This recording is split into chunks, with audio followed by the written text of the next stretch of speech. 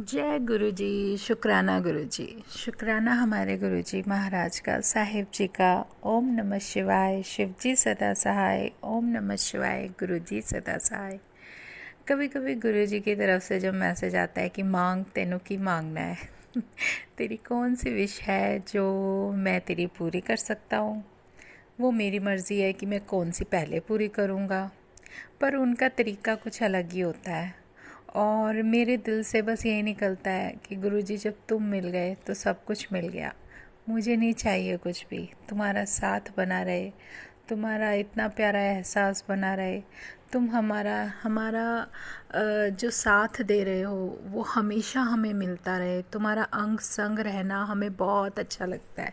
मुझे तो बहुत अच्छा लगता है तुमसे बात करना, तुमसे सब कुछ डिस्कस करना, तुम्हें सब कुछ बताना।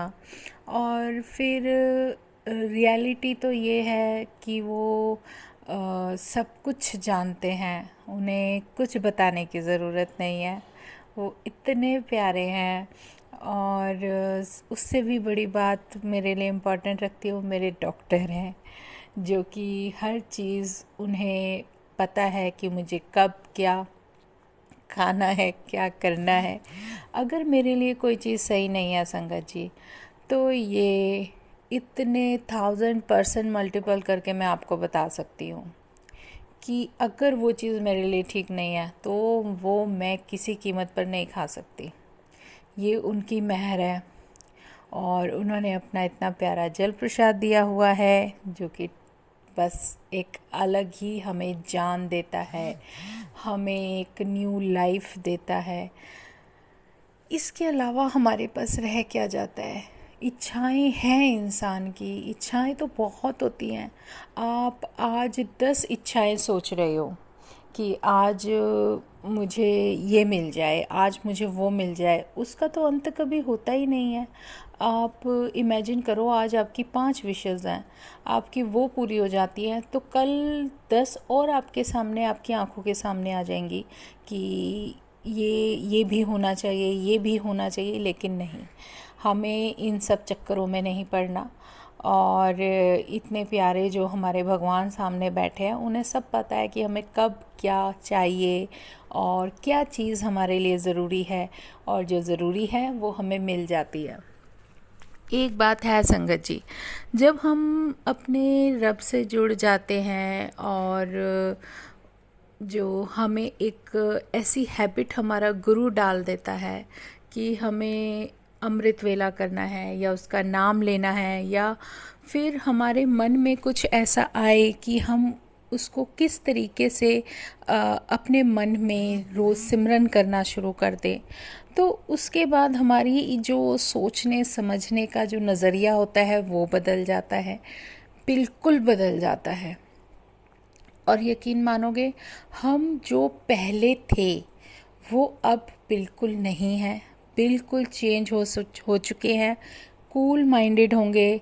हमें हमारे अंदर एक ऐसा ठहराव आ जाता है, एक इतनी शांति भर देते हैं हमारे गुरुजी कि हम जो है एकदम जो पहले रिएक्ट करते थे वो चीज़ अब नहीं होती।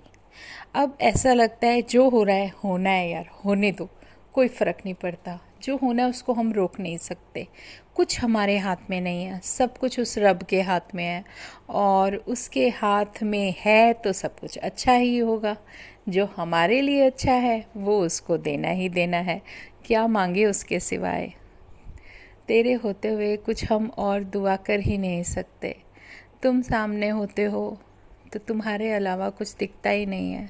इतना प्यार है मेरे रब के पास कि आप जितना भी उनको पूजोगे, जितना आप उनको याद करोगे, जितना सिमरन करोगे, उससे कहीं ज़्यादा मल्टीपल होके वो आपको वापस मिलेगा। आपको एक छोटा सा सत्संग बता देती हूँ। हमारे गुरु जी महाराज हर चीज़ में हमें प्रैक्टिकल करके दिखा देते हैं। मेरे पता नहीं कुछ टाइम पहले की बात है, मेरे अंदर एक ऐसी गुरुजी ने ही लगन लगाई। देखो, मैं खुद नहीं, अंदर खुद ही लगन लगा देते हैं कि जैसे होता है ना कि अब मुझे ये करना है, वो कुछ मतलब एक अलग ही एक अलग तरीके का कुछ खिंचाव सा हो जाता है। तो मेरे मन क्या करता था कि मैं ना जो ऑनलाइन सर्च करती थी या वैसे कैसे भी किसी भी तरीके से, बस मन में ये था कि मुझे मंदिर में ना विष्णु भगवान का जो अवतार है वो कच्छप के रूप में रखना है। क्योंकि पता नहीं क्या हुआ, क्योंकि माता लक्ष्मी है, गणपति जी हैं, सारे रूप बैठे हैं, बस मन था कि बस मुझे ये चाहिए। तो किसी ना किसी तरीके से कभी इधर देखूं कभी उधर देखूं, यहाँ देखूं, मैं कहाँ से होगा क्या होगा। और गुरुजी रास्ता कैसे निकालते हैं। मेरा बेटा कहता है लाओ दिखाओ मुझे, मैं बताता हूँ आपको कौन सा अच्छा है, और वो अपनी मर्ज़ी से मंगवा के मेरे को दे भी देता है। मतलब वो चीज़ आनी थी मेरे पास और मुझे दिलवाना था गुरुजी को, तो उन्होंने दिलवा दिया। तो क्या हुआ कि वो मंदिर में रखे गए, हमने उनको नहला के दूध से और बहुत अच्छे से रखा। तो शुरू में पता नहीं क्या होता था, वो भी मैं आपको बता रही हूँ, मुझे खुद हंसी आ रही है कि गुरुजी कैसे प्रैक्टिकल करते हैं कि हम अगर अपने रब से बहुत ज़्यादा प्यार करते हैं और उनको जब हम प्यार करते हैं तो वो हमें मल्टीपल होके वापस मिलता है। वो कैसे? हमारा कोई भी एक्शन है, हमारा कोई भी सिमरन है, हमारा कुछ भी कोई भी ऐसा तरीका जिससे हम अपने भगवान से जुड़े हों। तो वो जो कच्छप जी थे, पता नहीं क्यों उन्हें देख के इतने क्यूटी पाई से, इतने प्यारे से लगते थे। जैसे मैं गणपति जी के साथ ऐसे करती थी कि आप बहुत क्यूटी पाई हो, बहुत प्यारे हो, बहुत सुंदर हो। तब तक मैंने गुरुजी का रूप नहीं देखा था। फिर गुरुजी पर भी फिदा हो गए कि इतने प्यारे हैं हमारे भोले शंकर, हमारे महाशिव बहुत प्यारे हैं, बस उनको देखते हैं तो देखते ही रह जाते हैं। और फिर जब कच्छप जी आए तो बैठे थे, फिर वो तो है ही नर नारायण का रूप, है तो सारी एक ही ज्योति, बस उन्होंने मुझे कुछ बताना था, सिखाना था, उसके लिए ये सब हुआ। उनकी प्लानिंग सबसे अलग होती है। जब आप उन पे ट्रस्ट करते हो तो वो कौन सा रास्ता अपनाएंगे हमें कुछ सिखाने के लिए, हम कुछ भी नहीं बता सकते।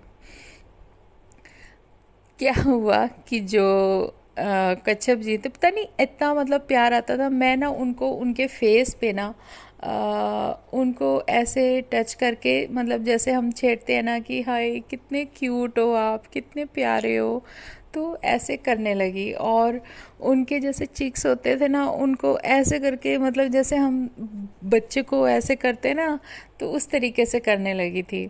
तो हो गया, कितनी बार हो गया, 1 बार 2 बार 3 बार 4 बार 5 बार। तो उसके बाद क्या हुआ आप भी हंसोगे। मेरा छोटा बेटा आता है और मैं किचन में काम कर रही हूँ, सडनली आके मेरे को चिक्स पे इतनी तेज़ ऐसे करता है, खींचता है गाल ना। तो मैं कहती हूँ क्या कर रहा है, दर्द हो रहा है, ऐसे मत कर।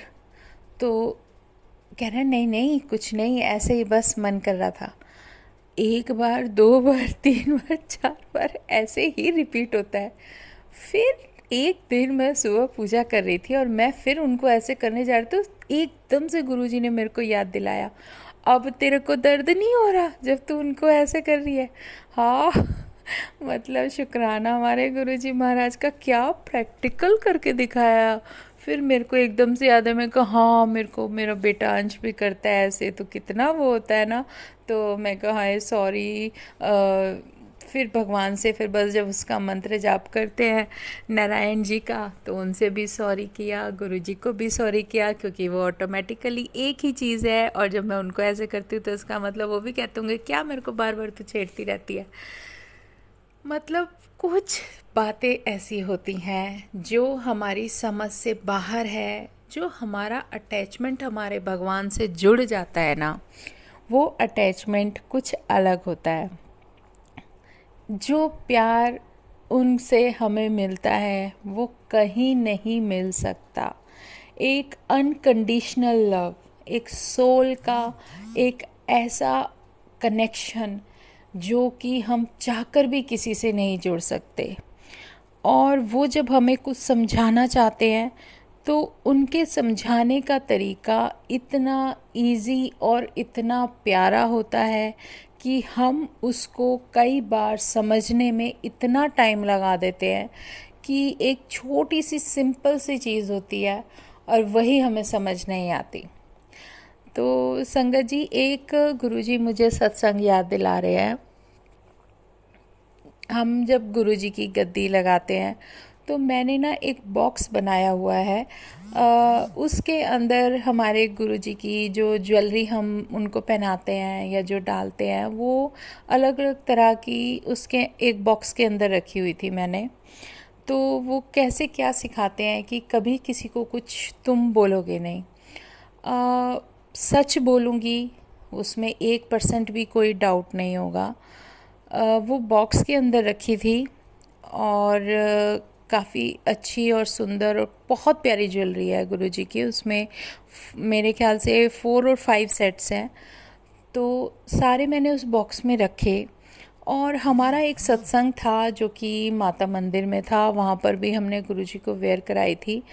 और गुरुजी की जो ज्वेलरी थी वो बॉक्स लाके मैंने अलमीरा में रख दिया।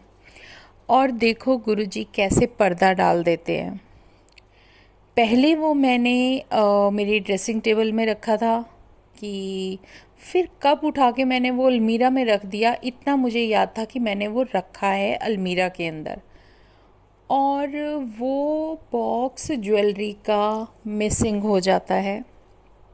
मैं पूरा घर सर्च कर मारती हूँ, याद करने की कोशिश करती हूँ, यहाँ रखा है, वहाँ रखा है, यहाँ देख लेती हूँ, वहाँ देख लेती हूँ, नहीं, सब जगह ढूंढा बट वो नहीं मिला। उसके बाद ढूंढते ढूंढते 1 दिन हो गया, 2 दिन हो गया।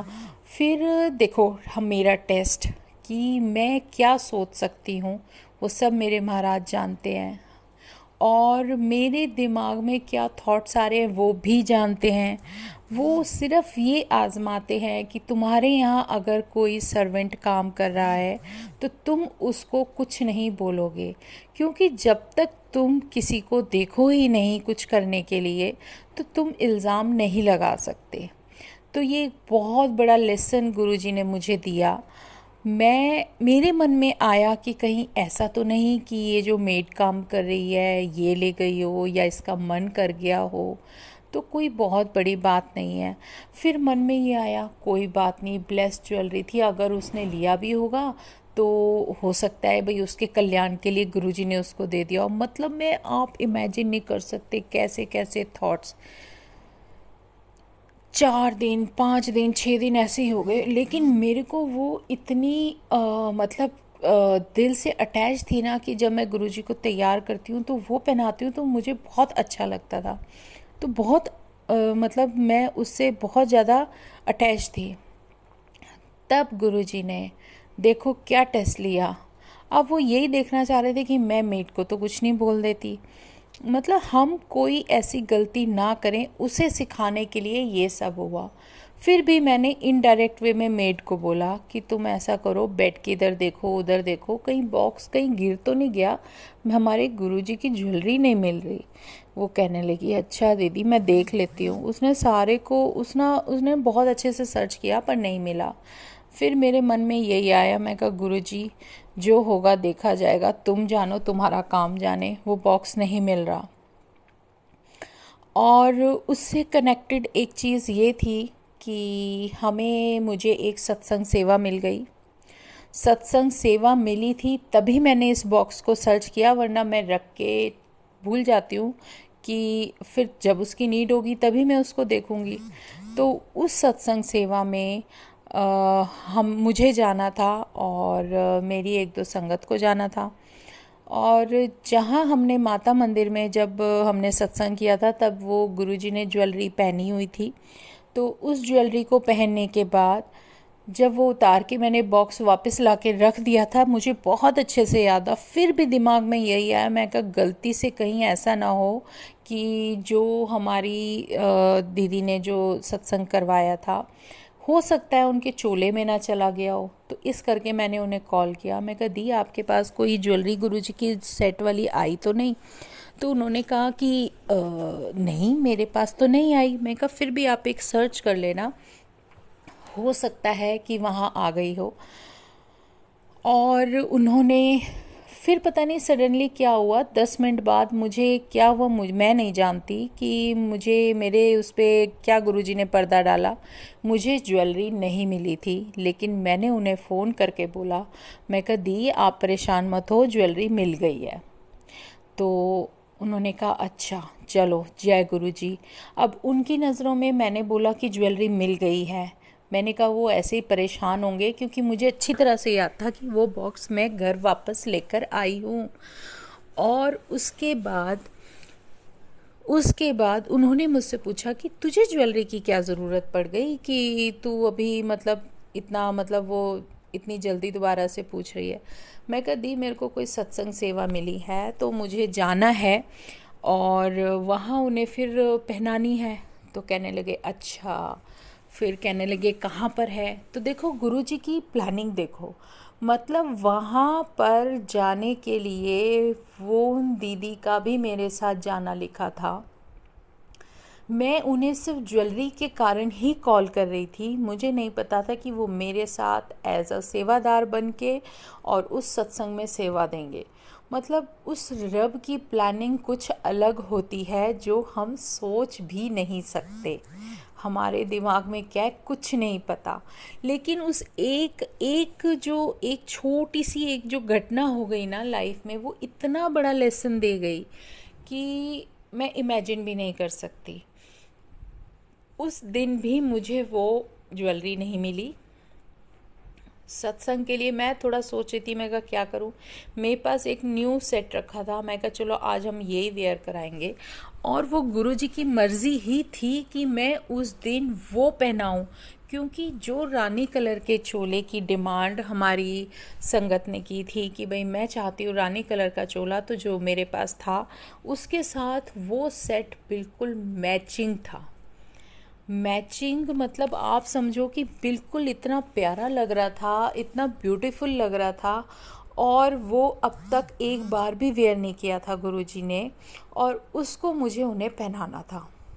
मतलब अगर मेरे पास वो बॉक्स मिल जाता, नंबर 1 अगर वो बॉक्स मिल जाता तो मैं उसी में से ज्वेलरी पहनाती, लेकिन वो नहीं हुआ, वो मुझे मिला ही नहीं।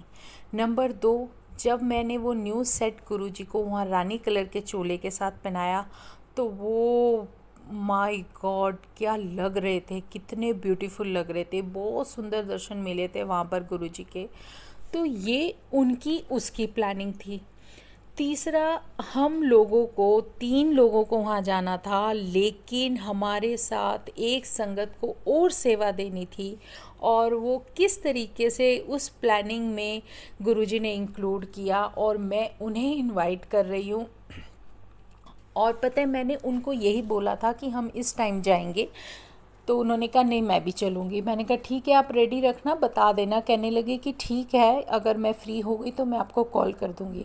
और जब हम सारा सामान लेके गुरुजी का निकल रहे थे, 5 मिनट पहले ही उनका फ़ोन आता है कि मैं भी जाऊँगी। और गुरुजी की मेहर देखो कि वो 5 मिनट में रेडी होकर और मेरे साथ चल पड़े। उन्हें टाइम एग्जैक्ट नहीं पता था कि हमें किस टाइम जाना है। मतलब उन सेवादारों में गुरुजी ने उनसे भी सेवा लेनी थी, तो ये गुरुजी की प्लानिंग थी। और जब हम वो सत्संग करके घर आ गए और उसके 2 दिन बाद जब मैं अलमीरा थोड़ा देख रही थी, मैं कहा एक बार फिर सर्च कर लेती हूँ, और संगत जी वो जो बॉक्स ऐसा स्ट्रेट खड़ा हुआ, पता नहीं कैसे साइड में अलमीरा के बिल्कुल सबसे ऊपर वाले पोर्शन में मिला। मैं इमेजिन भी नहीं कर सकती थी कि वहाँ इस तरीके से ऐसे खड़ा होगा। मतलब क्या तो हम बोले और क्या सोचें, लेकिन इसमें हमें 5-6 चीज़ें गुरुजी ने उसमें लेसन के लिए सिखा दी कि होगा वही जो मैं करवाऊँगा। प्लानिंग उनकी चलती है, हम लोग ज़ीरो हैं बिल्कुल। किसी को भी कभी उस टाइम तक ब्लेम मत करो जब तक तुम कंफर्म ना हो जाओ या उसको वो सब करते हुए ना देखो, क्योंकि जब कोई बेकसूर होता है तो उसके ऊपर ब्लेम नहीं करना चाहिए। वो सबसे बड़ा हमारे लिए कर्मा पाप का बनता है। और मुझे मेरे रब ने बचाया नहीं, अंदर से इतनी हिम्मत दी कि मैं किसी को कुछ बोलूं। मेरे अंदर एक ये शांति दे दी थी कि कोई बात नहीं, 1% मुझे लगा अगर गई भी है कोई बात नहीं गुरुजी, इसमें आपकी ही मर्ज़ी होगी, और वो ज्वेलरी अगर किसी के पास है शायद उसका कल्याण होना हो। यही सोच के मैंने कुछ नहीं बोला, लेकिन वो मुझे मिल गई। ये बहुत बड़ी रहमत है गुरुजी की कि वो मुझे एक छोटी सी चीज़ से इतनी सारी चीज़ें मुझे क्लियर करके एक ऐसा लेसन दे दिया कि तुम क्या सोच सकते हो और मेरी प्लानिंग कहाँ से शुरू होती है और कहाँ तक जाती है। इसलिए कभी भी अपना फेथ तो 1% भी मत हटाओ, और उनसे जितना हो सके गुरुजी से कनेक्ट होके जितना आप डायरेक्ट बात करोगे ना, वो सबसे बेस्ट है।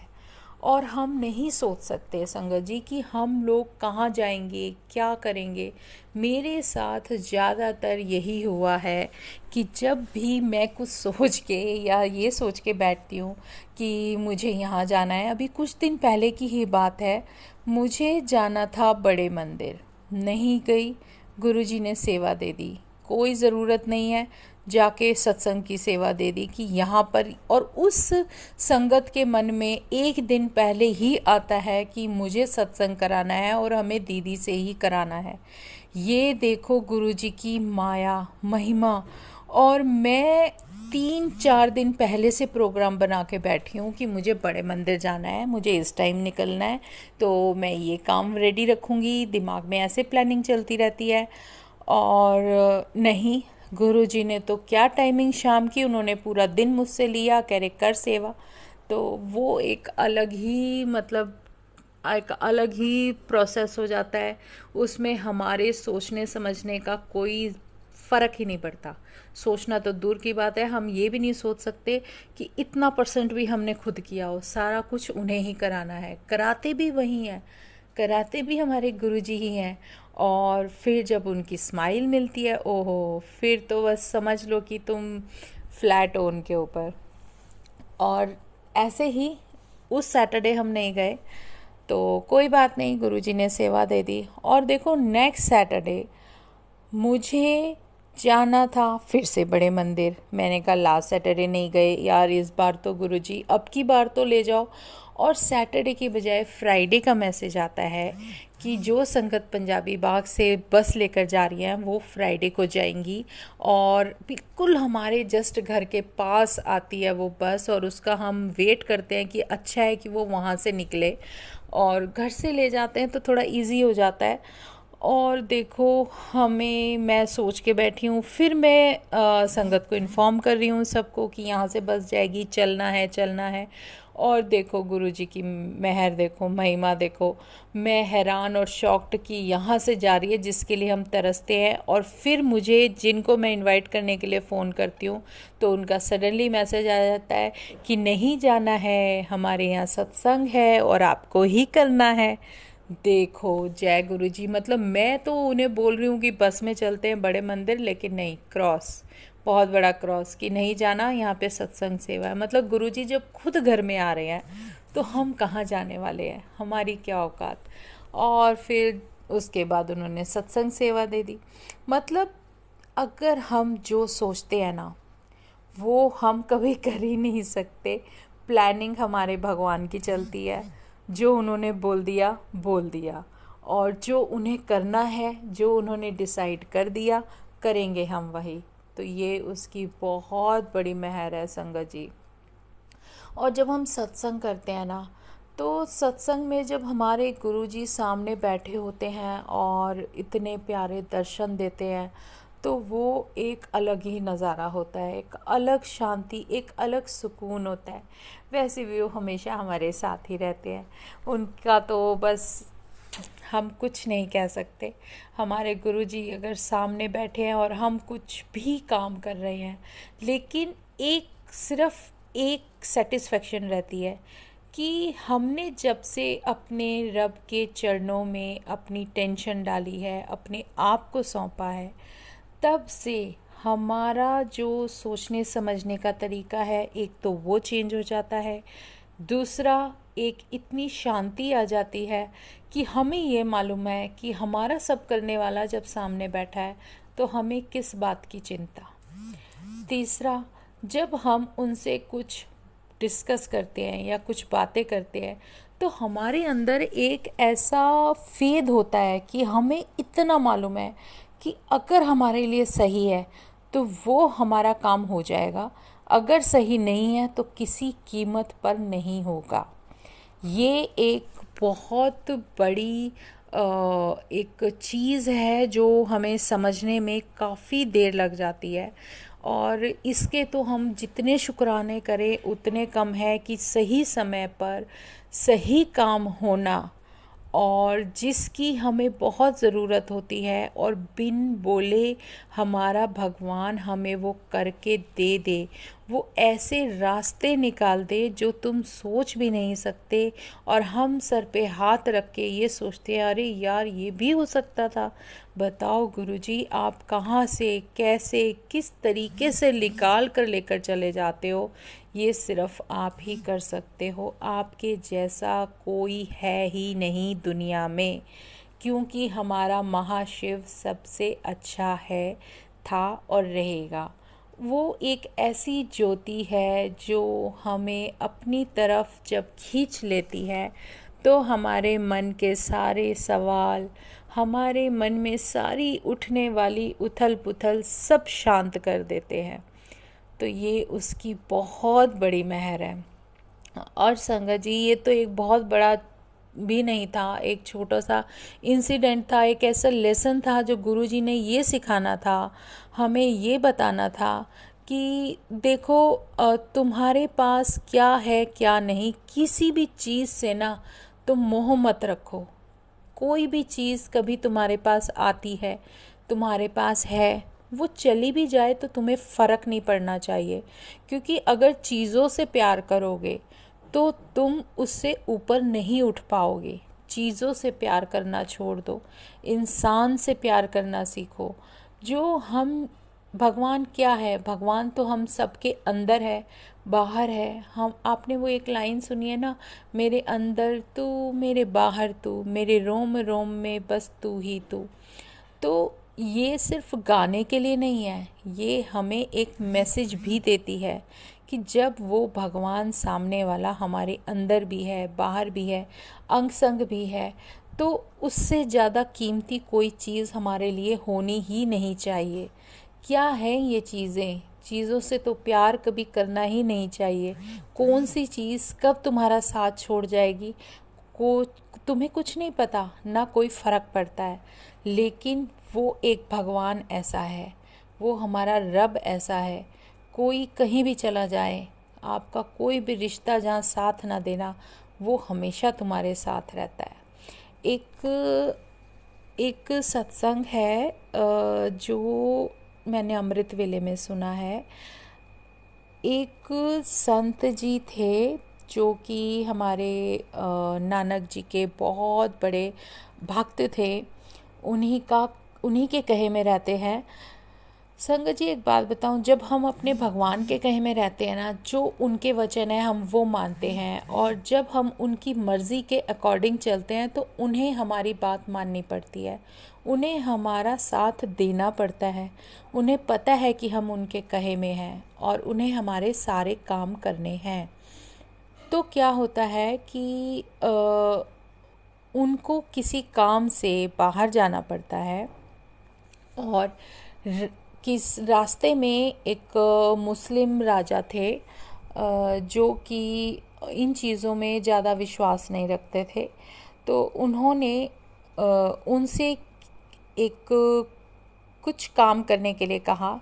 तो उन्होंने कहा कि मेरे इस जो उनके वो होते हैं ना, भगवान जो होते हैं, जो उनके वो एक तरीके का कुछ एक वो होता है कि उसके सामने वो कहते हैं कि आप जैसे राजा थे, मुस्लिम राजा हैं, तो वो ना ज़बरदस्ती जैसे अपने उसमें शामिल करने की कोशिश करते हैं कि आपको हम मतलब मुस्लिम बनाएंगे या आप इनके सामने सजदा करो। तो एक वो कंडीशन आ जाती है।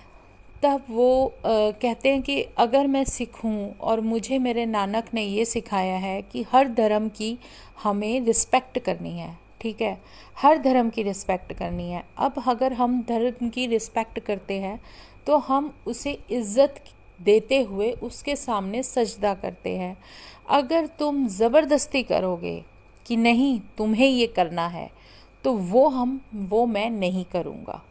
तो इस बात पे वो अड़ जाते हैं कि अगर तुम ज़बरदस्ती करोगे तो मैं ये काम नहीं करूँगा, मैं ऐसे नहीं झुकूँगा। अगर मेरा रब ही मुझे उसने ये हुक्म नहीं दिया, क्योंकि जब हम किसी एक चीज़ को अपना लेते हैं ना संगत जी, अगर हमने गुरु को अपना लिया, गुरु ने हमें अपनी तरफ खींच लिया, हमने उसको अपना सब कुछ मान लिया, तो हम कहीं और नहीं झुक सकते। हमने सब कुछ अपना उन्हें मान लिया है तो उन्हें भी हमारा सब कुछ करना है। ये हमारे लिए सबसे बड़ा वचन है हमारे रब के साथ, जो एक डायरेक्ट कनेक्शन में हम लोगों की जो बात होती है, वो हमसे कुछ नहीं मांगते सिर्फ हम हैं। लेकिन एक ऐसी होती है ना कि हम उनके कहे में रहें, तभी वो हमारे साथ रहते हैं और हमारी सारी बातें सुनते हैं। अगर आप एक एग्ज़ाम्पल देखो, अगर आप भी हो, आप किसी जगह काम करते हो या आपको कुछ ऐसा वर्क मिल जाए, तो उसमें कुछ रूल रेगुलेशन होते हैं। अगर वो रूल रेगुलेशन आप नहीं मानोगे तो आप उससे बाहर हो जाओगे। यही चीज़ हमारी लाइफ में हमारे गुरु के साथ जुड़ी होती है। अगर हम अपने गुरु से जुड़े हैं, अपने रब से जुड़े हैं, हमने उनको अपना सब कुछ माना है, तो हम उनके कहे में हैं, उनके वचन के अकॉर्डिंग ही चलेंगे। जो वो हमें शिक्षा दे रहे हैं वो हम सीखेंगे और उसके अनुसार ही हम चलेंगे। तो उसमें सब धर्मों की बहुत ज़्यादा आपको रिस्पेक्ट करनी होती है। आप सर झुकाते हो, आप उनको प्रणाम करते हो, तो ये हमारा एक बहुत बड़ा रूल है कि हम कर सकते हैं। लेकिन कोई ज़बरदस्ती तुमसे अपना धर्म मनवाने की कोशिश करे तो वो चीज़ हम नहीं मान सकते। कोई भी नहीं मानेगा कि आप ज़बरदस्ती किसी को फोर्स करो। तो इसी तरीके से वो राजा उनको अपने उसमें कंट्रोल में करने की कोशिश करते हैं, वो नहीं मानते। तो राजा कहते हैं गुस्से में, अहंकार के अंदर भरकर, कि तुम इसका एक हाथ और एक पैर काट दो, क्योंकि ये जब कटेगा ना तो इसको देखकर और लोगों में अकल आएगी कि अगर राजा का कहना नहीं माना तो उसका ये हाल होगा। संगत जी जैसे ही वो उसके जो नौकर थे वो करने के लिए चलते हैं, तभी उनका कनेक्शन अपने भगवान से होता है, नानक से होता है, और वो उनको यही अरदास करते हैं कि नानक जी अगर मेरे साथ ये हो गया जो आज हो रहा है, जो ये राजा करना चाह रहा है, तो उंगली तुम पर ही उठेगी, क्योंकि मैंने तुम्हें अपना गुरु माना है और गुरु की वडियाई करता हूँ। और अगर ये सब हुआ तो कहेंगे कैसा गुरु है ये, इसका जो इसकी इस टाइम मदद भी नहीं कर सकता। उनका जो कनेक्शन अपना अंदर ही अंदर जो बातें अपने रब के साथ चल रही थी, उसको सुनकर रब को आना ही पड़ेगा, नानक को उसका साथ देना ही पड़ेगा। नेचुरली वो उसकी संगत है। और जैसे ही वो करने लगते हैं तभी राजा बेहोश होकर नीचे गिर जाता है। और जो करने वाले होते हैं, जो सेवक होते हैं, जो उनके हाथ पैर काटने वाले होते हैं, वो समझ जाते हैं कि राजा कुछ गलत कर रहा था, तभी इसके साथ ये हुआ। तो वो उसके आगे हाथ जोड़ते हैं, उस पीर के आगे हाथ जोड़ते हैं, कहते हैं कि आप इनको जीवन दान दिला दो, आपके लिए जो इन्होंने सोचा इसलिए इनका ये हाल हुआ है, लेकिन इस राज्य के लिए ये ठीक नहीं है, आप इनको जीवन दान दिला दो। और संगत जी जब उनको ये सब प्रार्थना की जाती है, तब वो फिर अपने रब से कहते हैं कि महाराज रब, नानक जी ये जो कुछ था ये जो कुछ भी हुआ शायद किसी को कुछ समझाने के लिए हुआ हो। इस राजा को इतनी समझ नहीं थी, इसीलिए इसने ये सब किया। अब मुझ पर, तेरे इस फ़कीर पर कोई उंगली ना उठे, इसलिए इसको आप ज़िंदा कर दो। मतलब भगवान को सब कुछ करना पड़ता है, जो आप बोल देते हो उसको सब कुछ मानना पड़ता है और वो उसको ठीक कर देते हैं। चाहे वो राजा जितना मर्जी क्रूअल था या कितना भी उसने गलत करने की कोशिश की, लेकिन उसको उनकी अरदास पर, उनकी एक अरदास पर उनको जीवित करना पड़ता है। तो ये हमारे महाराज की बहुत बड़ी एक मतलब मेहर है, जो हमें समझाने के लिए, हमें बताने के लिए कि हमारी लाइफ में क्या इम्पोर्टेंट है। चीज़ों को कभी इम्पोर्टेंट मत समझो, चीज़ें आती जाती रहेंगी, लेकिन लाइफ में जो हम लोग एक दूसरे के साथ हैं उनका साथ पे ज़्यादा इम्पोर्टेंस रखो। अगर आप कुछ कर सकते हो तो करो, नहीं कर सकते तो उस रब के ऊपर छोड़ दो। रब तो है ही हमारी सब कुछ संभालने के लिए, उसके अलावा कोई है ही नहीं। अगर उसका हाथ हमारे सर पर है तो हम हर मुश्किल से, हर उस दौर से निकल जाते हैं जो हमें रास्ते बंद दिखाता है, जो हमें ऐसा लगता है ना कि अब तो कुछ नहीं हो सकता, हमारे सामने सब कुछ ब्लॉक है। उस टाइम अगर आप एक बार दिल से उन्हें याद करोगे ना, तो आपके लिए एक नहीं कम से कम 100 रास्ते खुले हुए नज़र आ जाएंगे। जहाँ कुछ बंद होता है तो आगे रास्ते खुल भी जाते हैं, लेकिन हाँ, जहाँ कुछ दरवाजे रब ने बंद कर दिए, तुम्हारी जीवन में जो कुछ दरवाजे पहले बंद हो चुके हैं या तुम बंद कर चुके हो, उनको दोबारा मत खोलो। अब आप आगे की तरफ चलो, पीछे की तरफ मत चलो।